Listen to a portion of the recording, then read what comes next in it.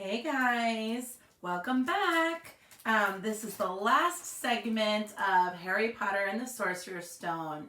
I'm going to be reading the second part to the last chapter, chapter 17. So, if you didn't hear the first part, go back and listen to it first. Okay, good. So everyone that's here now should have heard the first part. So Harry has basically defeated Voldemort, at least for the time being.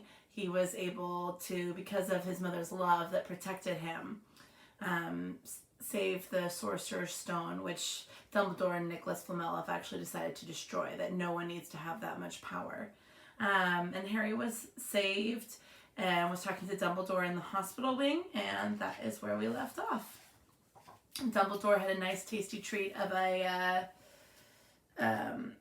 Bernie's Bott's Every Flavored Beans that was earwax flavored. So we're going to keep going from there. So this is basically in the plot line, the closing, the ending, that's summing up the whole entire story. Madame Pomfrey, the nurse, was a nice woman, but very strict. "Just 5 minutes?" Harry pleaded. "Absolutely not." "You let Professor Dumbledore in?"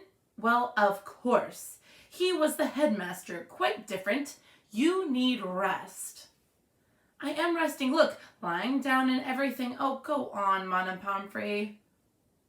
"Oh, very well," she said, "but 5 minutes only." And she let Ron and Hermione in. "Harry!" Hermione looked ready to fling her arms around him again, but Harry was glad she held herself in, as his head was still very sore. "Oh, Harry, we were sure you were going to... Dumbledore was so worried." "The whole school's talking about it," said Ron. "What really happened?" It was one of those rare occasions when the true story is even more strange than the exciting and wild rumors. Harry told them everything. Quirrell, the mirror, the stone, and Voldemort. Ron and Hermione were a very good audience. They gasped at all the right places. And when Harry told them what was under Quirrell's turban, Hermione screamed out loud. "So, the stone's gone?" said Ron finally. "Flamel's just going to die?" "That's what I said, but Dumbledore thinks that..." What was it? "To the well-organized mind, death is but the next great adventure." "I always said he was off his rocker," said Ron, looking quite impressed at how crazy his hero was. "So what happened to you two?" said Harry. "Well, I got back all right," said Hermione. "I brought Ron round. That took a while. And we were dashing up to the Owlry to contact Dumbledore when we met him in the entrance hall. He already knew. He just said, 'Harry's gone after him, hasn't he?' and hurtled off to the 3rd floor. "Do you think he meant you to do it?" said Ron. "Sending you your father's cloak and everything?" "Well," Hermione exploded, "if he did, I mean to say, that's terrible. You could have been killed." "No, it isn't," said Harry thoughtfully. "He's a funny man, Dumbledore. I think he sort of wanted to give me a chance. I think he knows more or less everything that goes on here, you know? I reckon he had a pretty good idea what we were going to try, and instead of stopping us, he just taught us enough to help. I don't think it was an accident he let me find out how the mirror worked. I almost like he thought I had the right to face Voldemort, if I could." "Yeah, Dumbledore's off his rocker, all right," said Ron proudly. "Listen, you've got to be up for the end of the year feast tomorrow. The points are all in and Slytherin won, of course. You missed the last Quidditch match. They were steamrolled by Ravenclaw without you. But the food will be good." At that moment, Madame Pomfrey bustled over. "You've had nearly 15 minutes. Now out," she said firmly. After a good night's sleep, Harry felt nearly back to normal. "I want to go into the feast," he told Madame Pomfrey as he straightened his many candy boxes. "I can't I?" "Professor Dumbledore says you are allowed to go," she said sniffly, as though in her opinion Professor Dumbledore didn't realize how risky feasts could be. "And you have another visitor." "Oh, good," said Harry. "Who is it?" Hagrid sidled through the door as he spoke. As usual, when he was indoors, Hagrid looked too big to be allowed.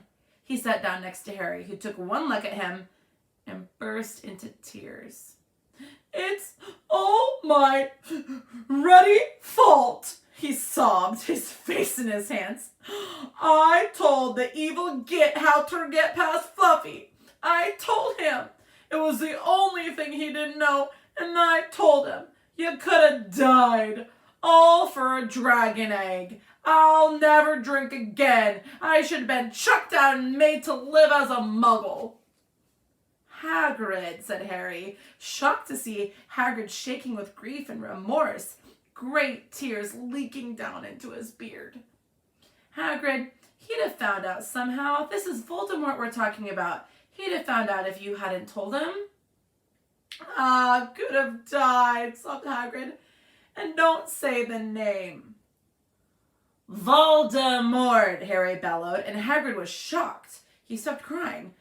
"I've met him, and I'm calling him by his name. Please cheer up, Hagrid. We've saved the stone. It's gone. He can't use it. Have a chocolate frog. I've got loads." Hagrid wiped his nose on the back of his hand and said, "That reminds me. I've got ya a present." "It's not a stoat sandwich, is it?" said Harry anxiously, and at least Hagrid gave a weak chuckle. "Nah, Dumbledore gave it to me the day of yesterday to fix it. Of course, he should have sacked me instead. Anyway, got you this."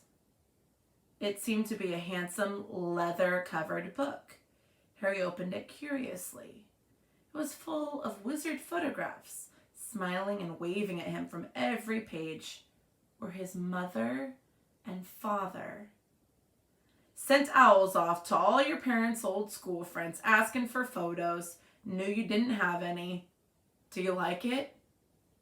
Harry couldn't speak, but Hagrid understood. Oh, that was the best present ever Hagrid could have given him. So all Harry's parents' friends sent in photos of his parents so Harry can now look at pictures of them. Okay, Kate, stop crying. Okay, next part. Harry made his way down to the end of the year feast alone that night. He had been held up by Madame Pomfrey's fussing about, insisting on giving him that last checkup, so the great hall was already full. It was decked out in the Slytherin colors of green and silver to celebrate Slytherin's winning the House Cup for the 7th year in a row. A huge banner showing the Slytherin serpent covered the wall behind the high table. When Harry walked in, there was a sudden hush, and then everyone started talking loudly at once. He slipped into a seat behind Ron and Hermione at the Gryffindor table and tried to ignore the fact that people were standing up to look at him. Fortunately, Dumbledore arrived moments later. The babble died away. "Another year gone," Dumbledore said cheerfully, "and I must trouble you with an old man's wheezing waffle before we sink our teeth into a delicious feast. What a year it has been. Hopefully your heads are a little fuller than they were. You have a whole summer ahead to get them nice and empty before next year starts." Now, as I understand it, the House Cup here needs awarding, and the points stand thus. In 4th place, Gryffindor with 312 points. In 3rd, Hufflepuff with 352. Ravenclaw has 426, and Slytherin 472. A storm of cheering and stamping broke out from the Slytherin table. Harry could see Draco Malfoy banging his goblet on the table. It was a sickening sight. Yes, well done, Slytherin," said Dumbledore. "However, recent events must be taken into account." The room went very still. The Slytherin's smiles faded a little. "Ahem," said Dumbledore. "I have a few last-minute points to dish out. Let me see. Yes. First, to Mr. Ronald Weasley." Ron went purple in the face. He looked like a radish with a bad sunburn. "For the best played game of chess Hogwarts have seen in many years, I award Gryffindor House 50 points. Gryffindor cheers nearly raised the bewitched ceiling. The stars overhead seemed to quiver. Percy could be heard telling the other prefects, "My brother, you know, the youngest brother, got past McGonagall's giant chess set." At last, there was silence again. Second, to Miss Hermione Granger. For the use of cool logic in the face of fire, I award Gryffindor House 50 points. Hermione buried her face in her arms. Harry strongly suspected that she had burst into tears. Gryffindors up and down the table were beside themselves. They were 100 points up. Third, to Mr. Harry Potter, said Dumbledore. The room went deadly quiet. For pure nerve and outstanding courage, I award Gryffindor House 60 points. The din was deafening. Those who could add up while yelling themselves hoarse knew that Gryffindor now had 472 points, exactly the same as Slytherin. They had tied for the House Cup. If only Dumbledore had given Harry just one more point. Dumbledore raised his hand, and the room gradually fell silent. There are all kinds of courage, said Dumbledore, smiling. It takes a great deal of bravery to stand up to our enemies, but just as much to stand up to our friends. I therefore award 10 points to Mr. Neville Longbottom. Someone standing outside the Great Hall might have thought that some sort of explosion had taken place. So loud was the noise that erupted from the Gryffindor table. Harry, Ron, and Hermione stood up to yell and cheer as Neville, white with shock, disappeared under a pile of people hugging him. He had never won so much as a point for Gryffindor before. Harry, still cheering, nudged Ron in the ribs and pointed at Malfoy, who couldn't have looked more stunned and horrified, as if he just had a body-bind curse put on him.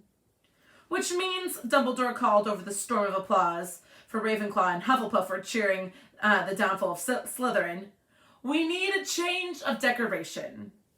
He clapped his hands. In an instant, the green hangings became scarlet and the silver became gold. A huge Slytherin serpent vanished and a towering Gryffindor lion took its place.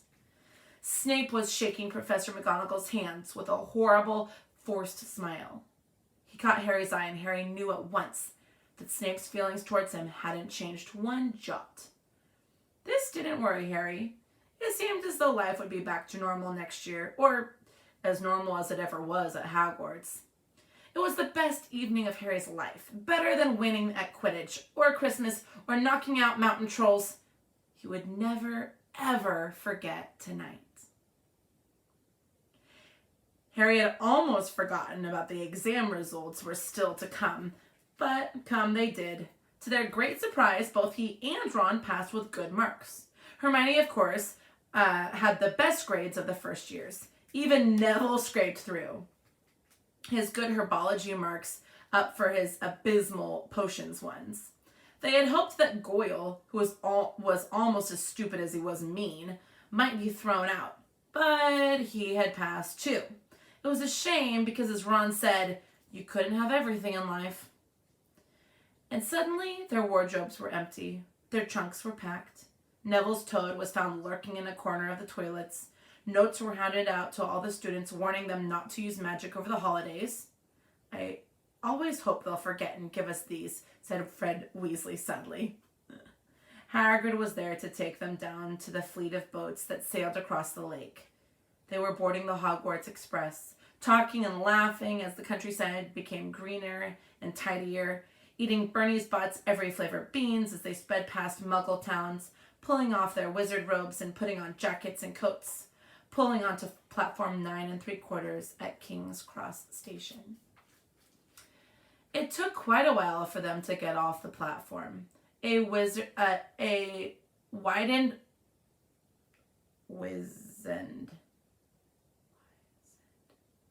There we go. Gosh. A wizened old guard was up by the ticket barrier, letting them go through the gate by 2s and 3s so they didn't attract attention by all the bursting out of the solid wall at once and alarming the Muggles. You must come and stay this summer, said Ron. Both of you. I'll send you an owl. Thanks, said Harry. I'll need something to look forward to. People jostled them as they moved forward onto the gateway back to the Muggle world. Some of them called, Bye, Harry. See you, Potter. Still famous, said Ron, grinning at him. Now, Not where I'm going, I promise you, said Harry. He, Ron, and Hermione passed through the gate together. There he is, Mom! There he is! Look! It was Ginny Weasley, Ron's younger sister, but she wasn't pointing at Ron. Harry Potter! She squealed. Look, Mom, I can see! Be quiet, Ginny. It's rude to point. Mrs. Weasley smiled down at them. Busy year, she said. Very, said Harry. Thanks for the fudge and the sweater, Mrs. Weasley. Oh, it was nothing, dear.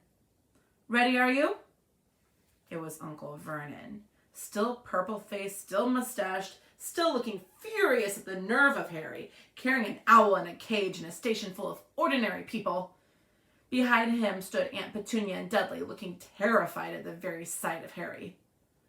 You must be Harry's family, said Mrs. Weasley. In a manner of speaking, said Uncle Vernon. Hurry up, boy! We haven't got all day. He walked away. Harry hung back for the last word with Ron and Hermione. See you over the summer, then. Hope you have, a good holiday, said Hermione, looking uncertainly after Uncle Vernon, shocked that anyone could be so unpleasant. Oh, I will, said Harry, and they were surprised at the grin that was spreading over his face. They don't know we're not allowed to use magic at home. I'm going to have a lot of fun with Dudley this summer. Dun, dun, dun. That's it, guys. So Harry is going back home to live with his aunt, uncle, and cousin. Dudley not knowing he can't use magic, so he can mess with him. And their next book, they are going to go into their second year at Hogwarts. So thank you for joining me on this adventure, guys.